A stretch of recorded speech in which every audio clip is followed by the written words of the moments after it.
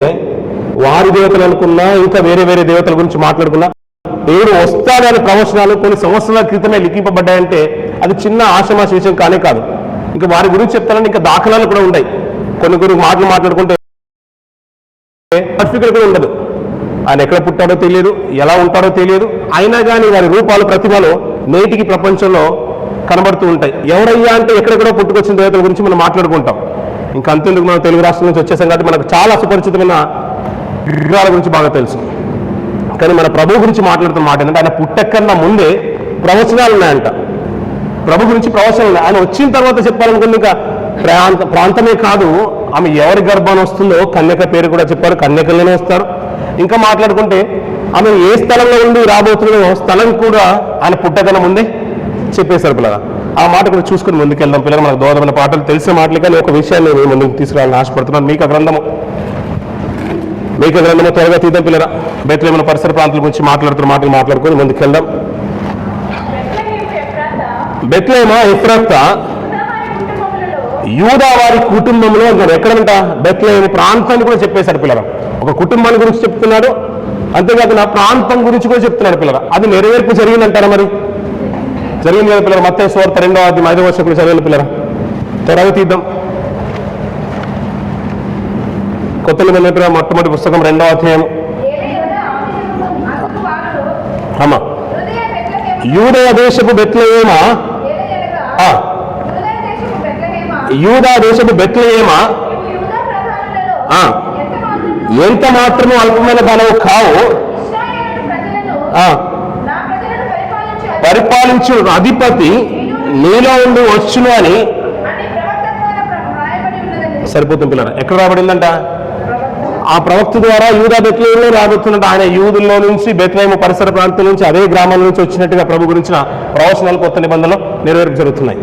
అంటే కొన్ని విషయాలు జ్ఞాపకం చేస్తాను. ఆయన ఎవరి గర్భాన రావాలి? కన్య గర్భాలే రావాలి. ఏ ప్రాంతంలో నుంచి రావాలి? బెత్లెహేము పరిసర ప్రాంతంలో నుంచి రావాలి. ఇంకా మాట్లాడుతూ ఆయన ఎందుకు రావాలో కూడా హోషేయ గారు రాస్తూ ఉంటారు. ఆ మాట కూడా చూద్దాం పిల్లలు. హోషేయ గ్రంథము 13వ అధ్యాయం 14వ వచనం చదువుదాం పిల్లలు. హోషేయ గ్రంథము 13వ అధ్యాయం 14వ వచనం.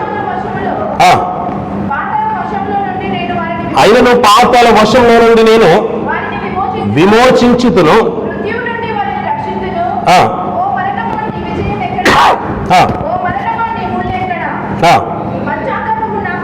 సరిపోతుంది పిల్లరా.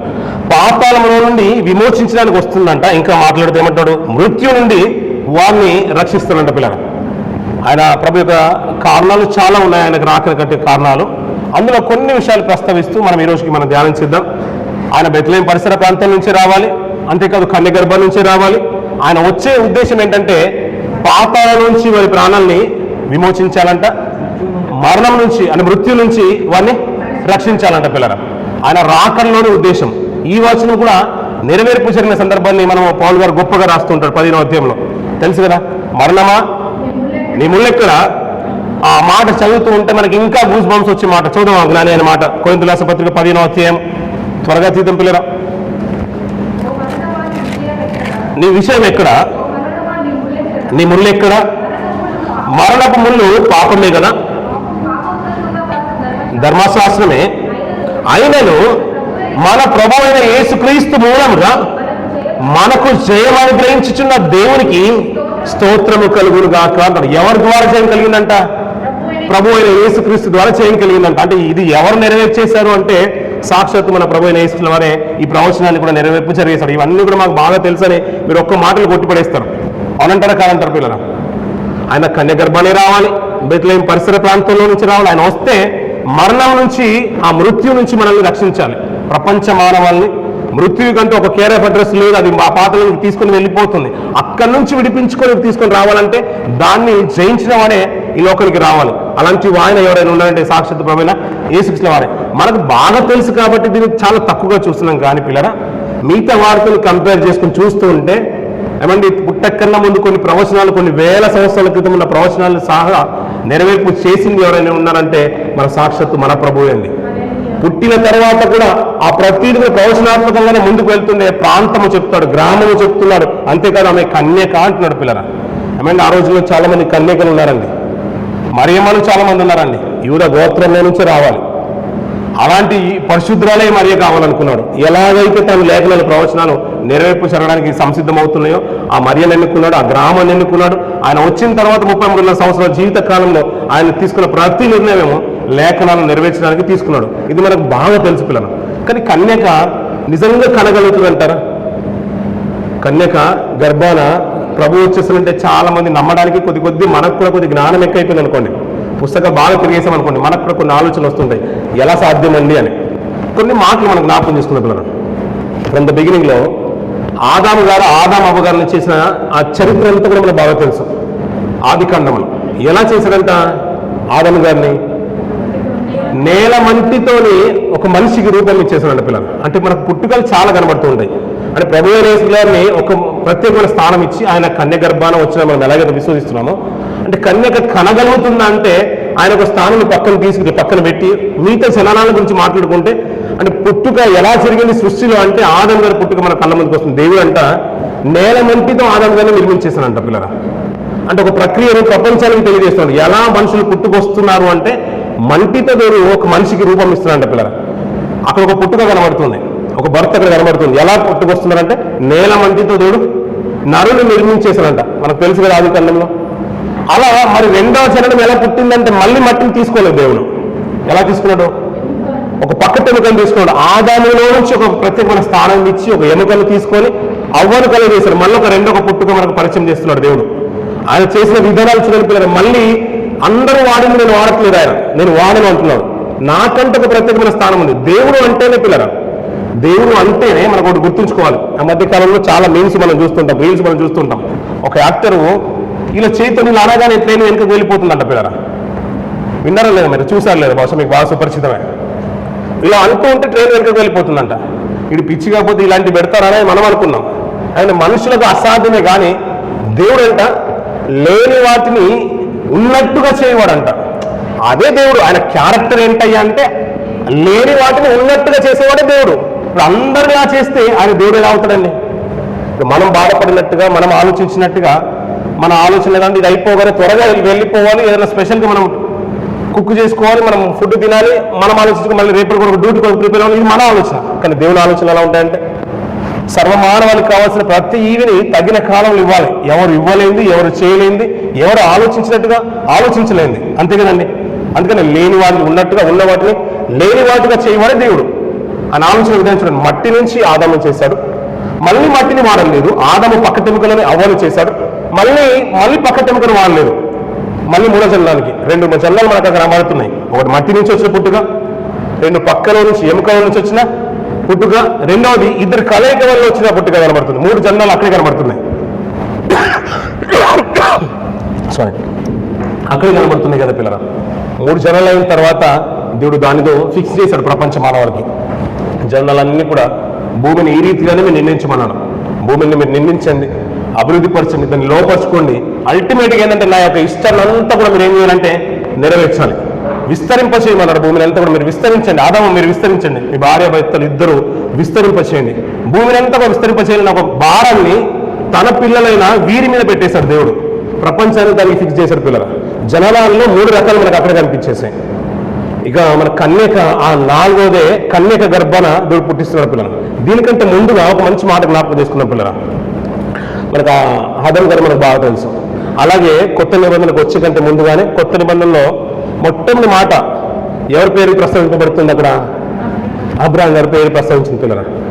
ఆదాము ప్రతిసారి చాలాసార్లు సందర్భాల్లో కూడా జ్ఞాపకం చేశాను. నీతిగా బ్రతికిన వారు చాలా మంది ఉన్నారు. ఆది కాండంలో ఆది అన్ను అన్నారు. యోహాను సువార్తకు వచ్చేసరికి దేవుడు ప్రస్తావన తీసుకొస్తుంటాడు.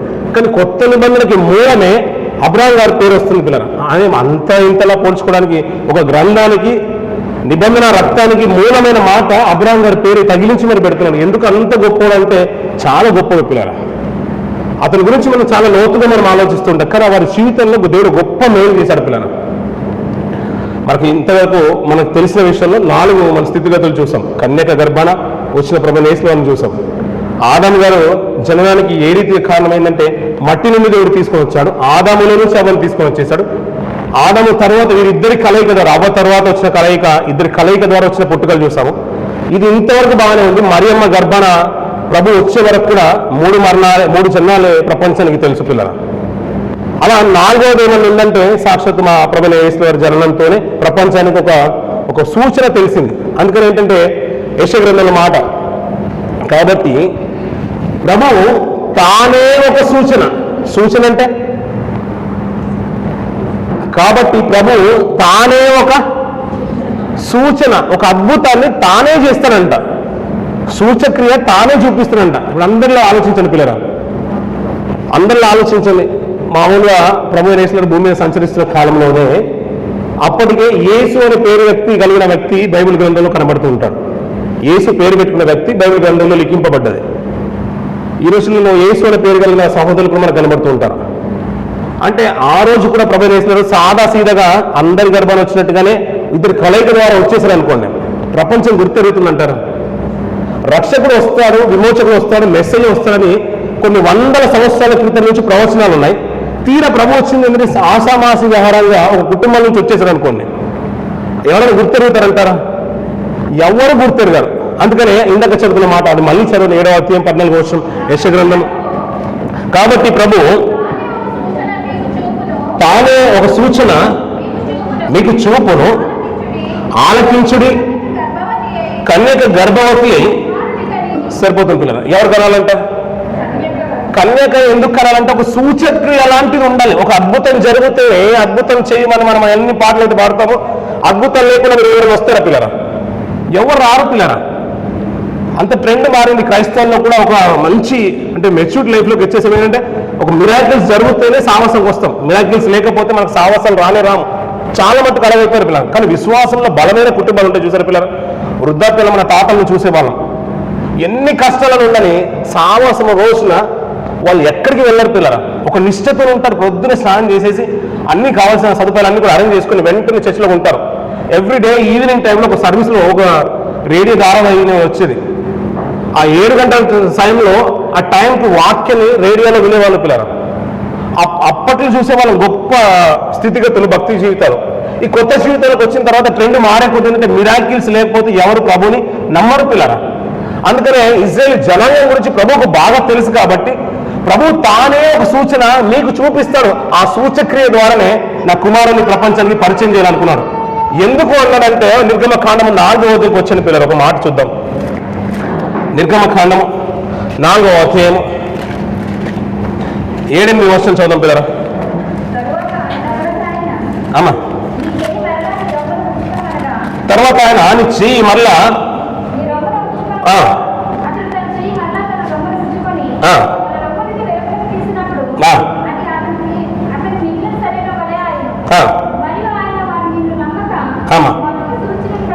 అక్కడ చూడండి పిల్లరా, ఇది మామూలు వీలైతే అండర్లైన్ చేసుకొని, వారు నమ్మకపోతే ఒకవేళ ప్రజలు నమ్మకపోతేనంటే ఏం చేస్తారో చెప్తున్నా చూడండి పిల్లరా.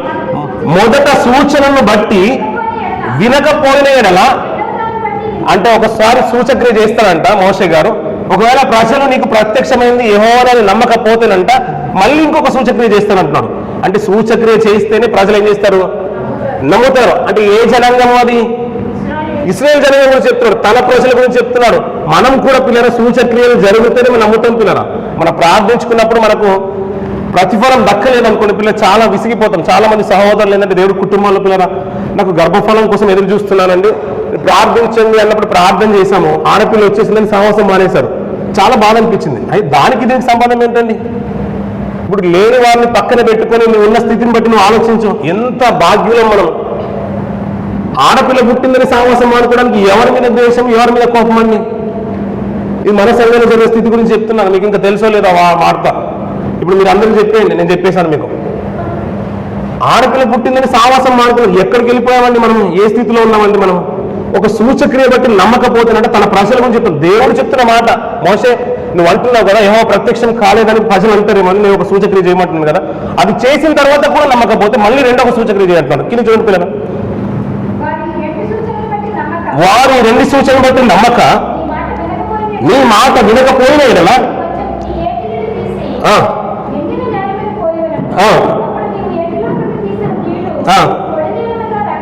సరిపోతుంది. ఈ కింది భావన అంతా కూడా చదువుతుంటే అదే అనిపించినాను. తన ప్రజల్ని తన వైపున మళ్లించుకోవడానికి ఇప్పుడు దేవునికి ఏమవుతుందంటే సూచక్రియలు అవసరమైన పిల్లలు. అది అనాది కాలం నుంచి జరుగుతూనే ఉంది. అందుకనే యెషయా గారి కాలం వచ్చేసరికి ఏమంటారంటే ప్రభువు తానే ఒక సూచన నీకు చూపిస్తాను అంటాడు. ఎలా సూచక్రియ, ఎలాంటి సూచక్రియ అంటే కన్య గర్భానే రావాలంట పిల్లల. ఇందాక అబ్రహం గారి సంబంధాన్ని నేను తీసుకొచ్చాను. ఆయన ఎంత గొప్ప అంటే పిల్లల, ఇంచుమించు 25 సంవత్సరాల నిరీక్షణకు ప్రతిఫలం ఇస్సాకు గారు అన్నాం. అది అలా ఉంచితే పిల్లల, అతని భార్య అయిన పేరు ఆమెకు తెలుసు కదండి, మాకు బాగా సుపరిచితం అంటారు కదా మీరు. ఆమె భార్య పేరు ఏం పేరండి? సారా గారి పిల్లల. ఆమె గర్భాన ఇస్సాకు పరకం ఉందంటే పిల్లల, ఆమె గర్భం ఉడికిపోయిందంటాడు పిల్లల. అక్షరాలు అలాగే రాస్తాడు. కొంతకాలం అయిపోయిన తర్వాత, ఒక వయసు మీద వెళ్ళిన తర్వాత పిల్లల, చాలా మట్టుకు అందరికి మెచ్యూరిటీ ఉంది కాబట్టి చాలా మట్టుకు ఏంటంటే మనందరికి తెలిసిన మాట ఏంటంటే, కొంతమందికి ఆ యోగ్యం అనేది దక్కదు కొన్ని ఏళ్ళ తర్వాత, వృద్ధాప్యం వచ్చిన తర్వాత. అంటే ఉడికిపోయిన తర్వాత సారా ఎందుకు నవ్వుతుందంటే, ఎందుకు నవ్వుతుంది? నా గర్భం ఉడికిపోయింది కదా, నేను ముసలిదాన్ని కదా, ఈ టైంలో నేను గర్భాన్ని కనడం ఏంటి, నా కుమారుని కనడం ఏంటి, అది ఇస్కరేలంత విస్తరించడం ఏంటని అబ్రాము నమ్మేశాడు, సారాయి కూడా నవ్వేసింది. ఇద్దరు నవ్వేశారు అక్కడ. కానీ అన్యాయంగా మనం సారాన్ని పక్కన పెట్టేశాం, ఆమె నవ్విందని. కానీ నవ్విన వాళ్ళు ఇద్దరు ఉంటారు. అంటే ఈ వయసులో నేను కలగలనా అని, ఎందుకంటే గర్భం ఉడికిపోయిందంట, ఆ టైంలో కనలేదంట పిల్లల. మరి అలాంటి ఆవిడ కనేసిందా, కనలేదా? అంటే ఉడికిపోయిన గర్భాన్ని కూడా దేవుడు ఏం చేయగలుగుతాడు? ఏమన్నా తిరిగి తనను క్షీణింపజేసి తన గర్భఫలాన్ని దేవుడు ఇవ్వగలిగిందా? లేనిది. గర్భాన్ని ఇవ్వాలనుకుంటే కన్యకను ఏ రీతిగా దేవుడు వాడుకోలేకపోతాడు పిల్లలు? ఆయన వాడుకోవాలనుకుంటే ఎలాగైనా వాడుకోగలుగుతాడు. అందుకని మన ప్రక్రియలో మనకు 3 తర్వాత కొత్త నిబంధనకు వచ్చిన తర్వాత 4వ వచనం కనబడుతుంది, కన్యక గర్భాన ప్రభు వచ్చినట్టుగా కనబడుతుంది. ఇంకా ఈ స్టేట్మెంట్ కూడా ప్రపంచానికి ఇంకొక మాట చెప్తాడు యోహాను గారు. ఈ స్టేట్మెంట్ కూడా దేవుడు మార్చాలనుకుంటే మార్చగలుగుతాడంట.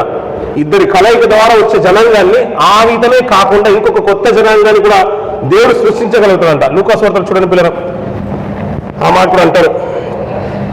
లూకాసు వార్త 3వ అధ్యాయం 8వ వచనం.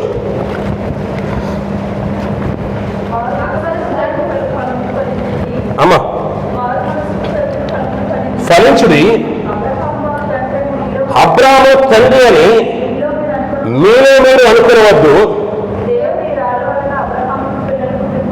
మళ్ళీ ఒకసారి చదవం. మరి దేవుడు ఈ రాళ్ల వలన అబ్రాముకు పిల్లలు పుట్టింపగలడని మీతో చెప్పుచున్నాడంట పిల్లలు. ఏదో మాట ఆషామాషి అన్న మాటలు కానే కాదు పిల్లరా. అందుకని ఒక్కొక్క ప్రతి వర్షం మనకు అర్థమవడానికి కొన్ని నెలలు అక్కడ గడపాల్సిందే. ఆయన అనుకుంటేనంట రాళ్ల వలన కూడా పిల్లలు పుట్టింపగలుగుతారంట. ఏమని మట్టిలో నుంచి ఆదాము చేసిన ఆయనకి రాళ్ల వల్ల పుట్టింపలేడంటారా? పుట్టింపగలడు కదండి. అందుకని ఉడికిపోయిన గర్భం నుంచి ఇస్సాకు గర్భఫలంగా వారికి ఇచ్చినప్పుడు అదే గర్భఫలం లేని, అంటే ఏమాత్రం ఒక వివాహం లేని, వివాహం జరగని ఆ స్త్రీకి కన్యక ద్వారా దేవుడు ప్రవేశపెట్టలేడంటారు పిల్ల. అది అసాధ్యమైందంటారు. అంటే దీన్ని ఆలోచించడానికి మన మేధాశక్తి అందదు అంతే. ఈ మధ్య కాలంలో క్లోనింగ్ వ్యవస్థ అని, ఇంకా మాట్లాడుకున్న టెస్ట్ ట్యూబ్ బేబీ అని చాలా మట్టుకు వచ్చేసాయి కదా పిల్లరా. అది కూడా అంత ఆషామాషి కానే కాదంట పిల్లరా. ఇది ఎప్పుడో దేవుడు చేసేసాడు. ఈ మధ్య కాలంలో పిల్లరా మనకు బాగా ఇది ఎక్కువగా పాపులర్ అయిన మాట ఏంటంటే టెస్ట్ ట్యూబ్ బేబీ. అదంటే పిల్లరా మన బాడీలో ప్రవేశపెట్టిన తర్వాత, ఒక తల్లి గర్భాశయంలో ప్రవేశపెట్టిన తర్వాత అంటే పిల్లరా మనకు అందరికీ తెలుసు, తెల్ల రక్త కణాలు, ఎర్ర రక్త కణాలు ఉంటాయి బాడీలో, తెలుసు కదండి. ఏదైనా ఒకటి మన బాడీలోకి వస్తేనంట ఈ తెల్ల రక్త కణాల దాడి ఎక్కువైపోతుందంట. అంటే ఎక్కువ అవుతుందంట. వచ్చిన బాడీలోకి ఏదైనా ఇంజెక్ట్ అయినా, ఏదైనా వస్తువు వచ్చినా, అంటే బ్యాక్టీరియా వచ్చినా, ఏదైనా ఇంజెక్ట్ బెడ్లోకి ఏది వచ్చినా కానీ ఇది ఫైట్ చేస్తూనే ఉంటుందంట. అలా ఫైట్ చేసి ఒకవేళ అది సెట్ అవుతే ఈ సిస్టమ్ అంతా కూడా సక్సెస్ అవుతుంది. ఇది సక్సెస్ అవ్వకపోతే ఎన్నిసార్లు ప్రయత్నించే సరిపోదంట. ఇంచుమించు 1,75,000 నుంచి 2,50,000 అవుతామంట ఈ ప్రాసెస్కి. ఒక బాగా సుపరిచితమైన, అంటే బాగా తెలిసిన తల్లి ఒక హైదరాబాద్ సంఘంలో ఉంది. తనకు కొన్ని ఏళ్ల తర్వాత కూడా నిరీక్షించి ఇంచుమించు 6 సార్లు ప్రయత్నం చేసిందంట పిల్లలు ఈ సిస్టమ్ని ఎలాగైనా ఆ ప్రాసెస్లో నాకు గర్భఫలం దక్కితే బాగుంటుందని. ఇరువురు వెళ్తుంటే ప్రతిసారి ఈ తెల్ల రక్త కణాల దాడి ఎక్కువైపోయి ఆ బిడ్డ, అంటే ఆ సెల్స్ ఏదైతే ఇంజెక్ట్ చేస్తుందో అది ప్రవేశపెట్టిన వెంటనే అవి చనిపోతున్నాయంట. ఆ సెల్స్ అన్ని కూడా డెడ్ అయిపోతున్నాయంట. అమ్మ, ఇది మా వల్ల కాదని డాక్టర్స్ కూడా చేతులు ఎత్తేసారంట పిల్లలు. అంటే అంత ఈజీ కాదనే విషయం మనకు అర్థమవుతుంది పిల్లలు. కానీ కలిగించిన ఆయనకి ఏం అసాధ్యం ఉంటుంది పిల్లలు?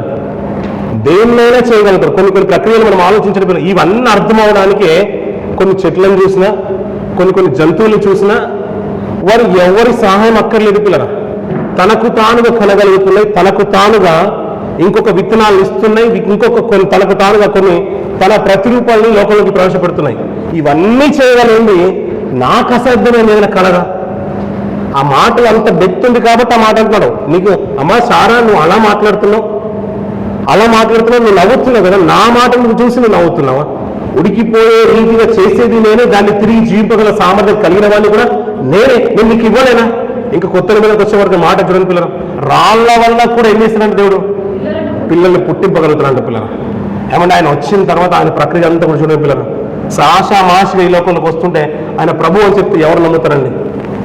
ఇంకా రాజుల గ్రంథాలకు వెళ్తూ ఉంటే ఆ ప్రవచనాలు కూడా వేరే అండి. రాజుల గ్రంథాలకు వెళ్తుంటే ఆ ప్రవచనాలు కూడా వేరు. రాజరికంలో నుంచి రావాలని దేవుడి ప్రణాళిక కాదు. చిట్ట రాజును మరీ హేళనగమానంగా ఆ స్థితిని చూసి దేవుడు శపించేస్తాడు. నీ గర్భంలో నుంచి నేను నా రాజుని తిరిగి ఏ రాజు రాదని అతన్ని శపించేస్తాడు. అందుకని కన్యక అవసరం ఉంది. అది కూడా యూదా గోత్రం నుంచి దేవుడు ఏర్పాటు చేసుకుని మరియమ్మని ఎన్నుకొని మరియమ్మ గర్భాన దేవుడు ప్రవేశపెడుతున్నాడు పిల్లలు. ఇవన్నీ కూడా అర్థం అవడానికి పిల్లల దైవికమైన జ్ఞానం కావాలి. అలాగే లోకంలో ఉన్న సైన్స్ కూడా చాలా అవసరం. ఫిజిక్స్ అంతా కూడా అర్థమవుతూ ఉంటే కొన్ని మనం ఈజీగా మనం ఇట్టే సమాధానం చెప్పగలుగుతాం. లోకంలో చాలా మట్టుకు పిల్లలు మన వస్తువులను ఆలోచించినా మనకు అర్థమవుతూ ఉంటాయి. అది దేనికి సంబంధం లేకపోయినా కానీ దేవుని ప్రక్రియలో తన వంతు పాత్రను పోషిస్తూ దేవుని సృష్టిలో భాగంగా బ్రతుకుతున్నాయి. అలాంటిది దేవుడు అనుకున్న రీతిగా ప్రణాళికలు ప్రవేశపెట్టేశారు. కొత్త నిబంధన కాలం ప్రారంభమవుతున్న ఈ దినములు అంతమందు అంటాడు.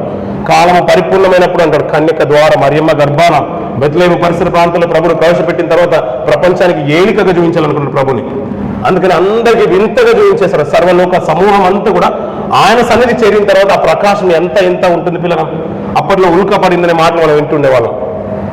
ఆకాశం నుంచి తెగిన నక్షత్రం గురించి చెప్పేవాళ్ళు. వాల్కలేని మనం పడినప్పుడు కానీ అగ్నిపర్వతాలు బద్దలైనప్పుడు కానీ ఒక వెలుగు ప్రపంచంలో చాలా మటుకు ఆ దేశాల్లో కనబడుతూ ఉంటుంది. ఆ పర్లోక దూత సమూహం అంతా కూడా అంట, సమూహ సైన్యం అంతా కూడా భూమి మీదకి వచ్చేసిందంట. ఎవరిని ప్రపంచానికి చూపించడానికి? ప్రభుని చూపించడానికి. ఆయన వచ్చిన తర్వాత చూడండి పిల్లలు ఎలాంటి అద్భుతాలు పిల్లలు. ఆయన క్యారెక్టర్ అంతా ఇంత కాదు పిల్లలు. ఇలాంటి మాటలు వింటూ ఉంటే నిజంగా అంత గొప్ప మన దేవుడు అన్నట్టు కనిపించదు పిల్లలు. ఆయన వచ్చిన తర్వాత చూడండి పిల్లలు బాల్యం అంతా కూడా బోధకుల మధ్య అనేకుల మధ్య నిలబడుతూ మాట్లాడుతూ వారితో పాటు శోధిస్తున్నాడు. ఇలా పొంది కదా ధర్మశాస్త్రం, ఇలాంటి విషయాలు ఉన్నాయి కదా అని వారిని ప్రశ్నిస్తున్నాడు. ఇంకా యుక్త వయసు వచ్చిన తర్వాత ఆయన సూచక్రియలు అద్భుతాలు చూడండి పిల్లలు. అంత ఇంత కాదు కదా, కానీ ఎరుగని రీతిగా గుడ్డివాడికి ప్రపంచంలో ఇంతవరకు జరిగిన ప్రక్రియ లేదు, అలాంటి సంఘటన లేదు కదా. అలాంటి గుడ్డివాడికి ఆయన కంటి చూపునివ్వడం ఏంటి పిల్లల? కొన్నేళ్ల నుంచి రక్తస్రావం కలిగిన స్త్రీకి ఆయన తిరిగి ఆ దార కట్టేలా చేసిన చూసారు పిల్లరా. ఎలాంటి అద్భుతాలు పిల్లరా. వాటి గురించి నేటికి తల్లులు బాధపడుతూనే ఉంటారు పిల్లరా. అంతే ఆషామాషి కాదు కదా పిల్లరా. వారు ఆ జీవనమే ఘోరంగా ఉంటుంది. అలాంటి స్థితిగతులు ఉన్నవారు సరిగ్గా తినలేరు, వారు ఉండలేరు, పడుకోలేరు, అన్ని బాధలు. ఆమెను అలా అంత స్వస్థపరచగల సామర్థ్యం చూడండి పిల్లరా. ఆయన ఆషామాషి వ్యక్తి కాదు పిల్లరా. ఆయన్ని బట్టి అంటే ఆయనను బట్టి దేవునికి మహిమ చేకూర్చబడాలి. అక్కడ ఉన్న రోగుల్ని బట్టి కూడా ప్రభువు హైలైట్ అవ్వాలి. ప్రపంచానికి ప్రభు గురించిన గొప్పతనం అందరికీ తెలియాలనుకున్నాడు. అందుకని లాజర్ లేపే విధమే కానీ, పాడే మీద ఉన్న ఆ వీరరాజు యొక్క కుమారుని లేపడమే కానీ, ఇవన్నీ కూడా అద్భుతాలు ఎవరి కొరకై అంటే ప్రభువును గొప్పగా చూపించడానికి. ఈ లోకానికి రక్షకుడు వచ్చేసారయ్యా. ఆయన మృత్యు నుంచి అనేకులు విమర్శించడానికి వచ్చేశాడు. అంతేకాదు మనలందరినీ కూడా ఆ పాతన వశం కాకుండా తప్పించడానికి ఈ లోకానికి వచ్చేసిన విషయం ధర్మశాస్త్రం ఏ రీతి అయితే ప్రవచనాలు ఎత్తి చూపించిందో అవన్నిటి కూడా మనకు చూపించి మరి మనల్ని అలర్ట్ చేస్తున్నారు పిల్లలు. పాత నిబంధనలో ఎన్నైతే ప్రవచనాలు ఉన్నాయో, ఎన్నైతే లేఖనాలు ఉన్నాయో వాటన్నిటిని కూడా మరొకసారి మనకు జ్ఞాపకం చేసడానికి కొత్త నిబంధన కాలం మనకు కనబడుతుంది. అదే విషయం మనకు అర్థం అవడానికి పిల్లల జకరియా ఎలిజబెత్ సందర్భం కూడా మనకు బాగా తెలుసు. బాగా తెలుసు కదండి. ఆ మాట చూసుకొని మనం ఊహించేద్దాం పిల్లరా. వచ్చండి పిల్లరా. లూకా సువార్త 1వ అధ్యాయం 5వ వచనం నుంచి కొన్ని మాట చూద్దాం పిల్లరా. అమ్మా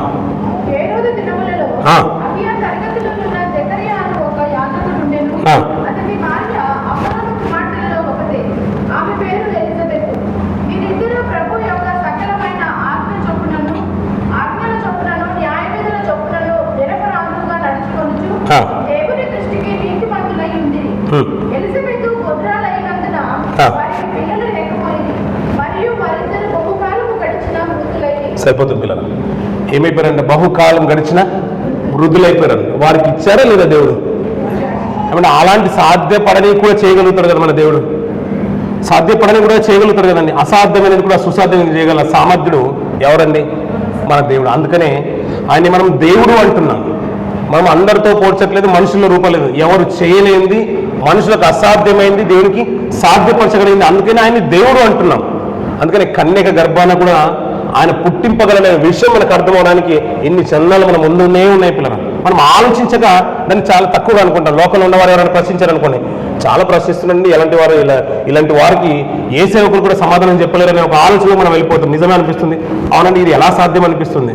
కొన్ని మన కళ్ళ ముందున్న సంఘటనలు మనం చూస్తూ ఉంటే, రాళ్లలో నుంచి నీళ్ళు వస్తూ ఉంటే, రాతి నుంచి ఇసుక నుంచి నూనె తీస్తూ ఉంటే, ఇలాంటివన్నీ కూడా చూస్తుంటే అది ఎలా సాధ్యమో అనే విషయం మనకు అదొక ప్రశ్న కనుక మన మెదల్లో మనం ఉంటే అది రైజ్ అవుతే పిల్లలు మన క్వశ్చన్ కనుక మనం పెట్టుకుంటే, ఇలాంటి దేవునికి సమస్తము సాధ్యమైన విషయం మనకు అర్థమైపోవాలి పిల్లలు. కన్యకైనా కూడా కనగలుగుతుంది దేవుడు ఆజ్ఞాపిస్తే. ఈ విషయాలు అర్థం అవడానికి ఇంకా జకర్యా ఎలిజబెత్ను పెడుతున్నాడు పిల్లలు. అక్కడ జకర్యాతో మాట్లాడుతున్న మాట, దూత మాట్లాడుతున్న మాట ఏంటంటే, జకర్యా నీ ప్రార్థన వినబడింది. అంటే జకర్యా ప్రార్థన చేస్తాడా చేయలేదండి? చేశాడు. ఏమని చేసి ఉంటాడు పిల్లరా? ఏమని చేసి ఉంటాడు? మంచిది పిల్లరా, 5 నిమిషాలు. జకర్యా గారు ప్రార్థన చేసి ఉంటారు కాబట్టి జకర్యా గారి గురించి దూత మాట్లాడుతున్న మాట, నేను దేవుని సముఖం అందు నిలిచి గాబ్రియేలు దూతను, నీ ప్రార్థన నాకు వినబడింది అన్నాడు. అందుకనే ప్రతిఫలంగా ఏమిస్తున్నాడు చూడండి కింద, నీ భార్య అయిన ఎలిజబెత్ 11వ వచనం, జకర్యా భయపడకుము, నీ ప్రార్థన వినబడింది, నీ భార్య అయిన ఎలిజబెత్ నీకు కుమారుని కనును, అతనికి యోహాను పేరు పెట్టుదు అంటున్నాడు పిల్లలు. ఇప్పుడు ప్రార్థన చేశాడు కాబట్టి ప్రార్థన ఎక్కడికి వినబడింది? దేవుని సన్నిధికి వెళ్ళింది. అందుకని ప్రతిఫలంగా దేవుడు ఏమిస్తున్నాడు? నీ కుమారుని వేస్తాడు. ఇప్పుడు ఏమని ప్రార్థన చేసి ఉంటాడు? ఇప్పుడు మన సంఘం అంతా కూడా ప్రార్థన చేస్తున్నాం. ఒకరి గురించి, ఒక జాబ్ గురించి విజిట్లో ఉన్నారు, ప్రార్థన చేస్తున్నాం. జాబ్ వచ్చేసింది అనుకోండి, అప్పుడు దేవుడు మనకు మాట వచ్చిన మాట, మనం కూడా ఏమన్నా మాట ఏమంటే, మీ అందరి ప్రార్థన దేవుడు విన్నాడు కాబట్టి నాకు జాబ్ వచ్చిందని సాక్ష్యం చెప్తాను. అంతే కదండి. అంటే అంతకుముందు మన ప్రార్థన ఏం చేసామని? జాబు పరగ కదా.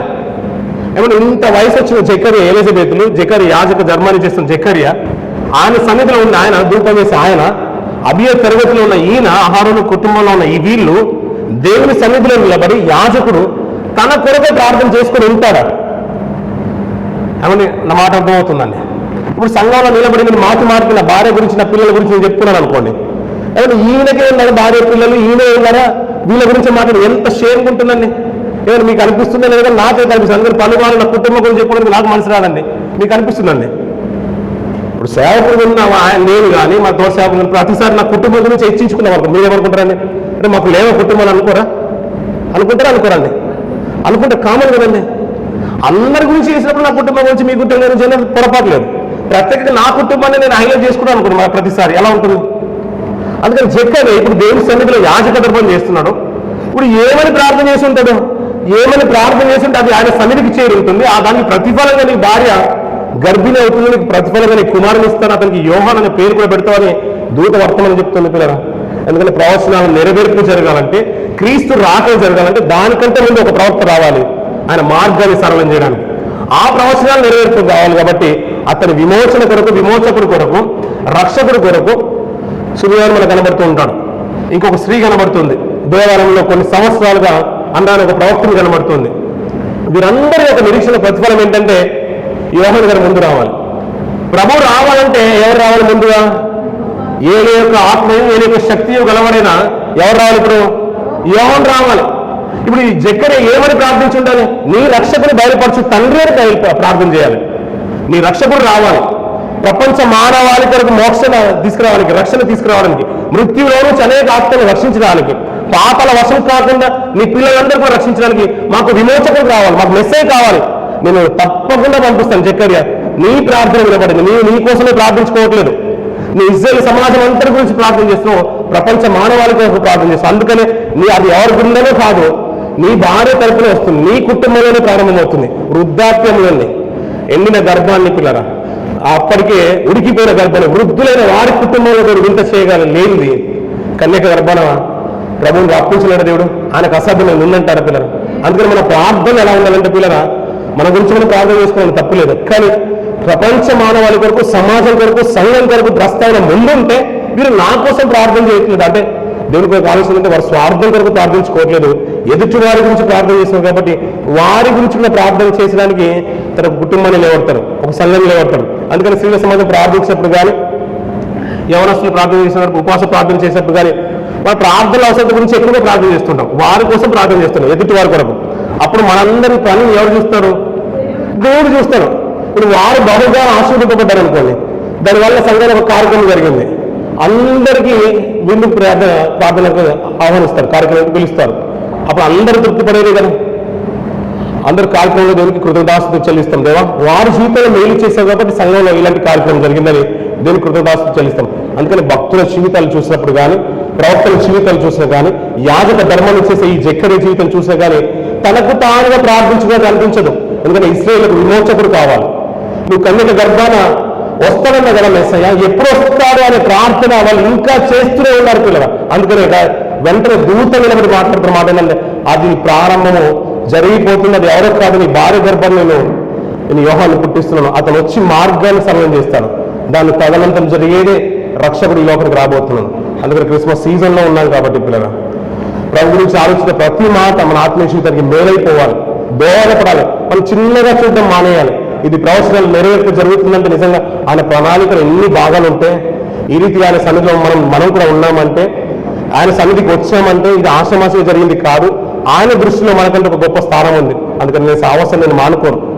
ఈ క్రిస్మస్ సీజన్లో మనం గల్ఫ్లో ఉన్నాం, గత సంవత్సరం ఎక్కడో ఉన్నాం, గల్ఫ్లో ఉన్నాం, ఈ సంవత్సరం ఇక్కడ ఉన్నాము, గత సంవత్సరం ఎక్కడో ఉన్నాము. మమ్మల్ని దేవుడు నేను నడిపించాడు, కుటుంబాలతో పాటు కలిసి గాడికి ప్రార్థన ఇచ్చారు కాబట్టి ఇంకా కృతజ్ఞత కలిగి ఉన్నాం పిల్లలు. దేవుని గొప్పగా చూడడం మనం నేర్చుకున్నాం పిల్లరా. దేవుని ఉన్నతంగా చూసుకుందాం. మనకంటూ ఒక ప్రణాళిక ఉందంట. క్రీస్తులో మనల్ని ప్రేమ చేత ఏర్పాటు చేసుకున్నాడంట పిల్లరా. నువ్వు కావాలనుకున్నాడు, నీకు అనారోగ్యం కలిగితే నీకు స్వస్థత ఇవ్వాలనుకున్నాడు, నీకు ఆ కష్టంలో ఉంటే, నీ బాధల్లో ఉంటే నీతో పాటు నీ కుటుంబ ప్రార్థనలో ప్రభు ఉంటున్నాడు, మనతో పాటు మన సంఘంలో మన ప్రార్థనలు ఆయన వింటున్నాడు. ప్రతిదానికి ఆయన సహకారిగా ఉంటుంటే ఆయన విడిచిపెట్టి వెళ్ళక పిల్లలు. ఆత్మీయ జీవితాలు గట్టిగా పట్టుకో, నాతో పాటు ప్రభు ఉన్నాడని ఆత్మీయ జీవితంలో ఇంకా నీకు బలమైన మాటలు రావాలంటే దేవా నాతో మాట్లాడు, నన్ను బలపరచు, ప్రతి స్థానంలో నాతో పాటు నువ్వు నన్ను నడిపించు, నన్ను ప్రార్థించు. అల్లాడు ఇశ్రాయేలు మొరలు విని ఆయనకు రక్షకుని ఏ రీతి అయితే పంపించేశాడో నీ ప్రార్థనకు ప్రతిఫలంగా ఆయన నీతో నిలబడతాడు. ప్రతి దాంట్లో ప్రతి సమస్యకు పరిష్కారం దేవుడిస్తాడు. అనారోగ్యం వెంటనే ఆరోగ్యం ఉంటుంది, కష్టం వెనుకనే సుఖం ఉంటుంది, నష్టం వెనుకనే లాభం ఉంటుంది, మన దుఃఖం వెనుక ప్రతిదానికి ఆనంద వస్త్రాలు కూడా దేవుడు ధరింపచేయగలుగుతాడు పిల్లరా. ఏ రీతి అయితే క్రిస్మస్ సీజన్లో ఉన్నాం పిల్లరా, ఆ శుభాలు, సంతోషము, సమాధానం మనకు, మన కుటుంబాలకు, సంగతులందరికీ సదా తోడుగా ఉండదు కాక ఈ మాటలు దేవుడు దీనికి ఆశ్రయించడు గాక.